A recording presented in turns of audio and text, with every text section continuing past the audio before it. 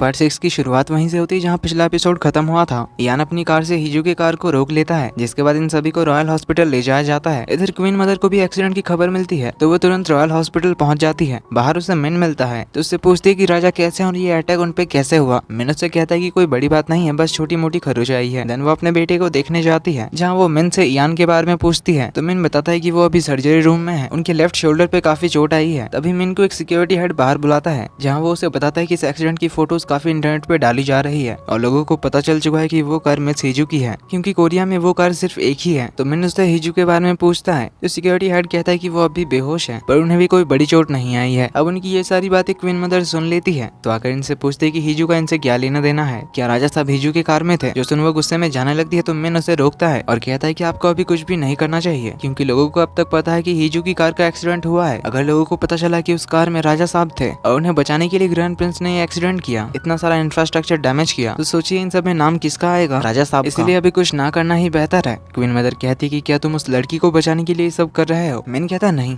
Royal family को। इधर यान की सर्जरी सक्सेसफुल हो जाती है। डॉक्टर बताते हैं कि वो जल्दी ही ठीक हो जाएंगे, कोई बड़ा फ्रैक्चर नहीं हुआ है। इधर हिजू को अब तक होश नहीं आया था, इसलिए मिन हिजू के रूम के बाहर सिक्योरिटी और बढ़ा देता है। कुछ देर बाद जूनियर किंग हिजू से मिलने उसके रूम में जाता है, जिसे इस हाल में देखकर उसे काफी बुरा लगता है तो उसका हाथ होल्ड करता है उसे सॉरी कहने के लिए। तभी हिजू को होश आ जाता है तो वो उठते ही जूनियर किंग को पूछने लग जाती है कि आप ठीक तो है ना, आपको चोट तो नहीं लगी। जूनियर किंग कहता है कि मैं तो बिल्कुल ठीक हूँ, मुझे आपकी फिक्र हो रही थी क्योंकि ये सब कुछ मेरी वजह से ही हुआ, मैंने ही जिद की थी इसीलिए हमें कार में जाना पड़ा था। हिजू से समझाती है कि इसमें आपकी कोई गलती नहीं थी। देन वो यान के बारे में पूछती है तो जूनियर किंग बताता है कि वो तो अभी सर्जरी रूम में है, उन्हें शोल्डर में चोट लगी थी फिर भी वो बिना रोए ऑपरेशन रूम में चले गए थे। जो सुन हिजू तो भागकर यान के रूम में चली आती है और उसे उसका हाल पूछने के बाद कहती है कि आखिर तुम सोच क्या रहे थे, ऐसे ही मेरे कार के सामने क्यों कूद पड़े थे। यान कहता है कि चिल्लाइए मत, इन्हें अभी अभी होश आया है। पर हिजू उसकी बात पे कोई ध्यान न देते हुए यान के फेस को टच करते हुए कहती कि तुम्हारे चेहरे पे चोट लग गई, अब तुम इसके साथ बाहर कैसे जाओगे। यान कहता है तुम भी तो बेहोश थी। हिजू कहती है मैं अभी ठीक हूँ। तभी वो उसका सर टच करने जाता है क्योंकि उसके फोरहेड पे एक बैंडेड लगा हुआ था तो हिजू पीछे आ जाती है। यान उससे पास आने कहता है तो हिजू उसके पास बैठ जाती है। यान उसके फोरहेड को देखते हैं, पूछता है कि कहीं और चोट लगी है। हिजू कहती है नहीं मैं ठीक हूँ। देन उसे कहती है कि ऐसा दोबारा मत करना, मैं चाहती हूँ तुम हमेशा सही सलामत रहो, इस बार तो तुम लकी थे, सोचो अगर तुम्हारी जान को खतरा होता तो फिर मुझ पे सिर्फ अंडे नहीं पड़ते। यान कहता है कि फिर खुद को ऐसे सिचुएशन में मत डालो। हिजू कहती है इसका प्रॉमिस तो नहीं कर सकती। यान कहता है फिर मैं अभी नहीं कर सकता। हिजू कहती है कि अब ये कुछ ज्यादा हो रहा है, तुम तो ऐसा बिहेव करो जैसे तुम मुझसे सच में बहुत प्यार करते हो। देन कहती है ये तो हेडलाइंस में आने वाली बात है, ग्रैंड प्रिंस यान ने अपनी जान पे खेलकर हिजू को बचाया। जो सुन यान स्माइल करता है। इधर हिजू के एक्सीडेंट के बारे में न्यूज पर आ जाता है, लेकिन ओवर स्पीडिंग और ट्रैफिक रूल्स तोड़ने के लिए जिससे इनकी कैसल ग्रुप के शेयर प्राइस गिरने लगे थे। इधर हिजू से मिलने हेजोंग आती है जो पहले तो उसकी तबीयत के बारे में पूछती है, देन उसे कंपनी के गिरते हुए शेयर प्राइस दिखाती है, फिर बताती है कि चेयरमैन ने आपको डिस्चार्ज होते ही उनसे मिलने बुलाया है। हिजू पूछती है क्या उन्हें मेरे एक्सीडेंट का पता है कि मुझे चोट लगी है। हिजोंग कहती है हाँ पता है। तो हिजू कहती है कि ना किसी ने कॉल किया, ना ही डैड ने, ना ही तेजू ने। हिजोंग पूछती है कि आखिर ये एक्सीडेंट हुआ कैसे। हिजू बताती है कि मेरे कार की ब्रेक्स काम नहीं कर रही थी। जो सुन हिजोंग कहती है कि फिर तो मैं जल्दी से एक प्रेस रिलीज करती हूँ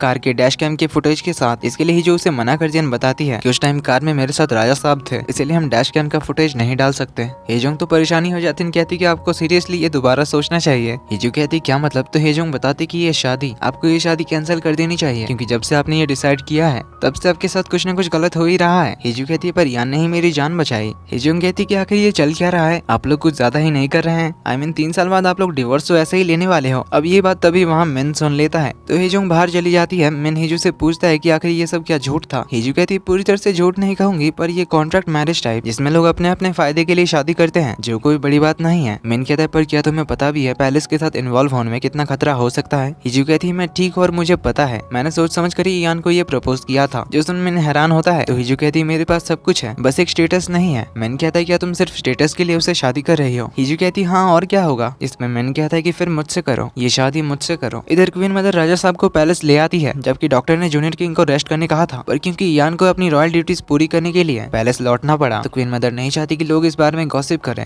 कि राजा ही पैलेस में नहीं है, इसीलिए वो जूनियर किंग को भी पैलेस ले आती है। इधर यान मिन को बुलाता है। इधर हिजू यान को कॉल लगाती है पर यान उसका कॉल पिक नहीं करता। हिजू कहती है कि उसे अपने डिस्चार्ज के बारे में तो मुझे बताना चाहिए था। हिजोंग कहती है कि उन्होंने मुझसे भी कुछ नहीं कहा, जब मैंने उन्हें हॉस्पिटल में आखिरी बार देखा था आपके रूम के बाहर। हिजू पूछते कब देखा था। हिजू कहती कि जब आप प्राइम मिनिस्टर मिन के साथ अंदर बात कर रही थी, जिससे उसे समझ आ जाता है कि शायद यान ने मिन और उसकी की बात सुन ली थी जब मिन ने कहा था कि अगर स्टेटस की वजह से ही शादी करनी है तो मुझसे शादी कर लो। तो इसके बाद वो यान के प्राइवेट रेसिडेंस जाती है जहाँ तो अलग ही सीन चल रहा था। हिजू का सारा सामान उसके कार में रखा जा रहा था। हिजू कहती क्या इसका मतलब ग्रैंड प्रिंस यान ने मिस हिजू को यहाँ से निकाल दिया। स्टाफ कहती कि उन्होंने तो बस आपको घर जाने कहा है। हिजू अपने गुस्से को कंट्रोल करते हुए कहती कि ये तो सेम बात है ना। तो हिजू यान को फिर कॉल लगाते लेकिन वो फिर से कॉल नहीं उठाता। तो वो जाने लगी देते हुए मैनेजर किम उससे कहता है कि वो ग्रैंड प्रिंस ने अपना रॉयल आईडी टैग भी वापस देने कहा है। तो हिजू उसे लौटा कर चली जाती है। तभी हम यान को देखते हैं जो हिजू का कॉल पिक नहीं कर रहा था। तो हमें पता चलता है कि यान ने सच में हिजू और मिन की बात सुन ली थी। तभी हिजू का एक मैसेज आता है कि जो भी कहना हो डायरेक्टली मुझसे कहो। तो अगले दिन वो हिजू को रॉयल पैलेस बुलाता है। तो यान के ऑफिस जाने से पहले उसकी मुलाकात होती है क्वीन मदर से, जो उसे कहती कि चलो अच्छा है, मुझे तुम्हें कुछ भी सिखाने की जरूरत नहीं पड़ी क्योंकि रॉयल चीजें हर किसी को समझ नहीं आती। ये कहकर वो चली जाती है। देन हिजू यान के ऑफिस आती है जहाँ उससे पूछती है कि आखिर तुमने मुझे अपने घर से क्यों निकाला, क्या क्वीन मदर की वजह से या मिन की वजह से, क्या तुमने हमारी कोई बात सुनी थी। यान कहता है कैसी बात। तो हिजू कहती है वो छोड़ो, तुम बताओ मुझे क्यों निकाला। यान बताता है कि किसी ने तुम्हारी कार के साथ छेड़छाड़ की थी जिसकी वजह से ये एक्सीडेंट हुआ, उसका पता लगाया जा रहा है, हम जल्दी उसे पकड़ लेंगे। देन कहता है कि मैंने प्लान चेंज करने का सोचा है, हमारी शादी का प्लान कैंसिल करते हैं। हिजू कहती लेकिन क्यों, क्या क्वीन मदर ने तुम्हें ये कहने के लिए कहा उस एक्सीडेंट की वजह से, पर उसमें तो विक्टिम मैं भी थी, मेरे कार को किसी ने खराब किया इसीलिए एक्सीडेंट हुआ। यान कहता है एग्जैक्टली इसीलिए हमें ये शादी नहीं करनी चाहिए। अगर मैंने तुम्हारी जैसी लड़की से शादी की जो हर रूल तोड़ती है और जिसके दुश्मन पहले से ही हो तो ये रॉयल फैमिली के लिए खतरा बन सकता है। ये सुन हिजू को तो बहुत बुरा लगता है। इधर तेजू तो अपने डैड के सामने हिजू की काफी चुगली कर रहा था कि वो पक्का नशे में थी या उसने ड्रग्स लिया होगा इसीलिए इतना बुरा ड्राइव कर रही थी। तभी यहाँ पर हिजू आती कहती कि क्या तुम्हें और कोई काम नहीं है। डैड उससे ये सब एक्सप्लेन करने कहते हैं तो हिजू कहती कि क्या ही एक्सप्लेन करूं, जो दिख रहा है वही है, पर ना ही मैंने ड्रिंक किया था ना ही ड्रग्स लिया था। डैड कहते हैं कि फिर ग्रैंड प्रिंस ने तुम्हें अपने घर से क्यों निकाला। हिजू कहती है वो हमारी आपस की बात है। तेजू कहता है कि तुम्हारी इस कांड के बाद कासल ग्रुप के शेयर प्राइस कितने गिरे हैं पता भी है। हिजू कहती है कि शेयर प्राइस ऊपर गए भी थे मेरे और यान के रिलेशनशिप की वजह से ही, इसीलिए थोड़े टाइम के लिए शेयर प्राइस गिरने से कोई फर्क नहीं पड़ेगा। उसके डैड तो उस पर चिल्लाने ही लगे थे कि हिजू उन्हें रोककर कहती है कि अगर चिल्लाना ही है तो कॉल कर लीजिएगा, फालतू में बुलाकर टाइम वेस्ट मत करिएगा। ये बोलकर वो बाहर आ जाती है, हिजू को कॉल करती है और उसे अपने कार के सर्विस सेंटर जाने कहती है, ये पता करने की उसके कार पे किसने काम किया था। तो हिजोंग कार की सर्विस सेंटर पहुंच जाती है। इधर हियोन यान के तो पीछे ही पड़ जाता है उससे ये पूछते हुए कि आपने आखिर ये शादी कैंसिल क्यों करी। यान बहाने कर रहा था तो हियोन उसे सच बताने कहता है। तो यान उसे सच बता ही देता है कि हिजू की सलामती के लिए, जिससे हमें यान के बचपन का एक फ्लैशबैक दिखाया जाता है। एक शाम वो अपनी माँ के साथ पैलेस लौट रहा था, वो कोर्ट लेडी चोई के साथ उनके कार के पीछे था। वो अपनी माँ को कॉल करके कहता है कि वाहन भैया ने अभी मुझे मैसेज किया और फ्राइड चिकन ले आने कहा। तो वो लोग फ्राइड चिकन लेने जा ही रहे थे, तभी एक ट्रक ने आकर उसकी माँ की कार को टक्कर मार दिया था जिससे उनकी डेथ हो गई थी। तो वो अपनी माँ की मौत का जिम्मेदार भी अपने आप को ही मानता था क्योंकि उसने ही अपनी माँ से फ्राइड चिकन लेने जाने की बात करी थी। इसी तरह जब हिजू की कार का ब्रेक फेल हुआ था तब उसने अपनी जान की फिक्र ना करते हुए हिजू की जान बचाई क्योंकि वो अपनी माँ की तरह हिजू को खोना नहीं चाहता था। पर इसके लिए भी अब वो खुद को ब्लेम कर रहा था। ह्योन कहता है कि इसमें आपकी कोई गलती नहीं है, वो तो बस एक एक्सीडेंट था। जहाँ हमें एक और फ्लैशबैक दिखाया जाता है, जब मैं नियान से मिलने आया था तब उसने बताया था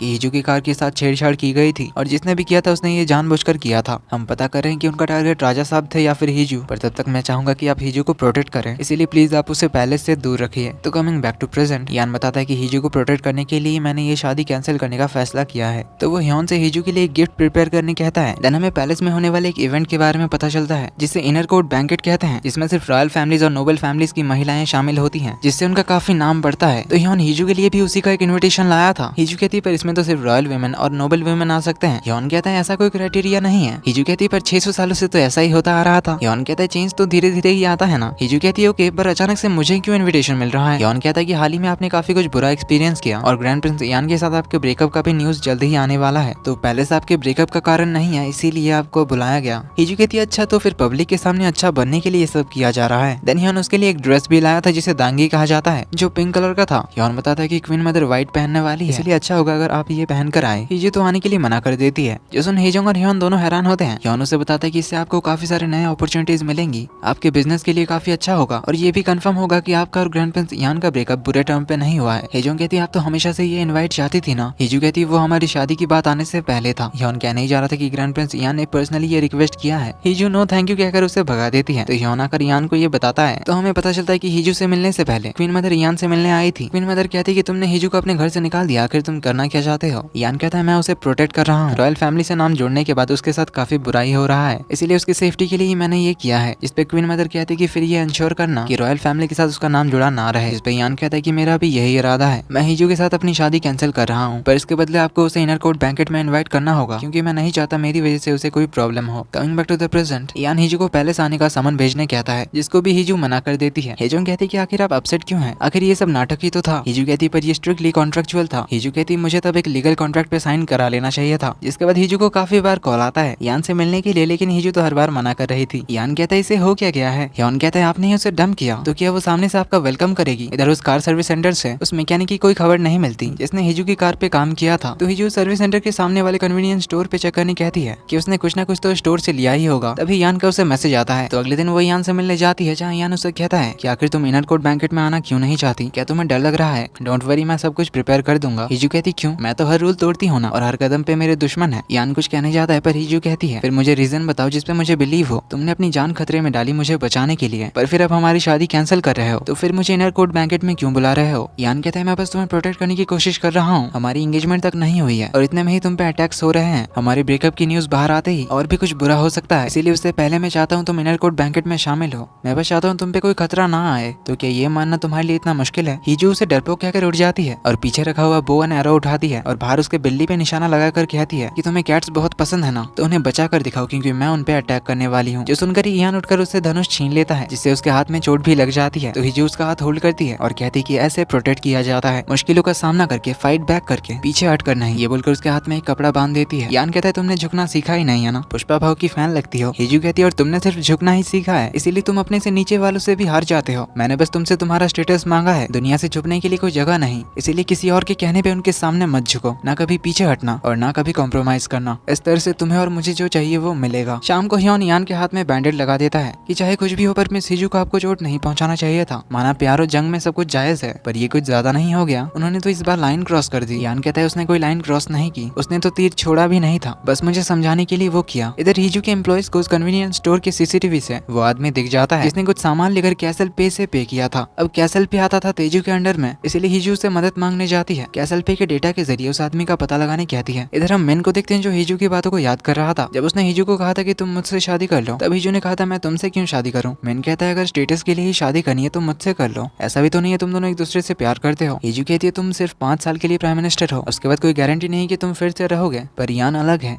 अगर हमारा डिवोर्स भी हुआ तब भी वो पूरी जिंदगी रॉयल ही रहेगा। तो इसी के बारे में वो सोच रहा था। इधर यान हिजू को मिस तो कर रहा था, तो वो उसे कॉल करता है और कहता है कि इनविटेशन तुम्हें ऑलरेडी भेजा जा चुका है, इसीलिए प्लीज आ जाना, ये तुम्हारे लिए ही है। तो हिजू उसे सॉरी कहती है आज उसके हाथ में जो चोट लगी है उसके लिए। यान भी उसे सॉरी कहता है शादी कैंसिल करने की बात करके, उनका प्रॉमिस तोड़ने के लिए। तो अगले दिन वो ह्योन को बैंकेट में आने के लिए हाँ कहती है। तो ह्योन उसे उस बैंकेट के रूल्स रेगुलेशन के बारे में बताता है। जैसे वहाँ भी एक हायरार्की फॉलो होती है रैंक वाइज, जैसे अगर आपसे कोई बड़े रैंक वाला सामने चल रहा हो तो आपको हमेशा उनके पीछे ही चलना है। तो हेजोंग पूछते फिर मिस हिजू की रैंक क्या है। तो ह्योन बताता है कि वो इनका कोई रैंक नहीं है, क्योंकि ये ना ही नोबल फैमिली से है ना ही कोई पब्लिक ऑफिशियल। हेजोंग कहते हैं यानी मिस हिजू सबसे पीछे रहेंगी। अब हिजू को गुस्सा तो आता है पर वो कहती कि ठीक है मैं ये सब याद रखूंगी। रात को भी ये सब रूल बुक से पढ़ी रही थी, तभी यान उसे कॉल करके अभी मिलने बुलाता है। तो हिजू पूछती है तुम रात को बाहर कैसे आ गए। ये बोलकर हिजू आगे जाने लगती है तो यान उसके पीछे आता है, पर तभी हिजू उसके पीछे आने लगती है। यान पूछती है ये क्या कर रही हो। हिजू कहती है रैंक के हिसाब से पीछे चलने की प्रैक्टिस कर रही हूँ, वरना तुम तो जानते हो मैं एक ट्रेंड सेटर हूँ, क्या पता कब सबसे आगे चलने लग जाऊँ, क्योंकि सबको लीड करना ही मेरी आदत है। तो अगले दिन बैंकेट की फुल तैयारी शुरू हो जाती है। रॉयल फैमिलीज, पब्लिक ऑफिशियल्स और नोबल फैमिलीज की महिलाएं आती हैं। इधर हिजू भी तैयार हो रही थी, उस पिंक कलर के दांगी को देख रही थी। तभी वो कल रात यान से हुई बात को याद करती है कि तुम ये सबको लीड कैसे करती हो। वो मैंने कभी सीखा ही नहीं है ना, हमेशा बस दूसरों को फॉलो किया है। हिजू कहती है तुम्हें बस मेरे साथ चलना है, मैं तुम्हें सिखा दूंगी। इधर तेजू को पता चलता है कि जिस मैकेनिक ने हिजू के कार के साथ गड़बड़ की थी कल ही वो मर चुका है। इधर रैंक वाइज सारी महिलाएं बैठी होती है, जहाँ कुछ लोग हिजू एंड रॉयल फैमिली के बारे में गॉसिप कर रही थी। तभी यहाँ पर क्वीन मदर पहुंच जाती है, वो उन लोगों को सुना ही रही थी। इतने में हिजू फुल व्हाइट सूट में एंट्री मारती है, जबकि ह्योन ने उसे व्हाइट कलर अवॉइड करने के लिए कहा था, पर क्योंकि हम जानते हैं कि हिजू हमेशा रूल्स ब्रेक करती है तो वो अपनी प्रथा को इस बार भी जारी रखती है। क्वीन मदर उसे कहती भी है कि तुम्हें तो बताया गया था कि दांगी पहन कर आना है। हिजू कहती है हाँ, पर मुझे पता चला कि वो मैंडेटरी नहीं है, कि आपको मेरी ये ड्रेस पसंद नहीं आई। अब क्योंकि मीडिया वाले पीछे ही थे, क्वीन मदर हंसते हुए कहती कि नहीं ऐसी कोई बात नहीं है, पर उनकी आंखों ही आंखों में टकरार तो शुरू हो गई थी। तो यहाँ खाना खाने के बाद ये लोग बाहर साइट सीइंग के लिए निकले थे,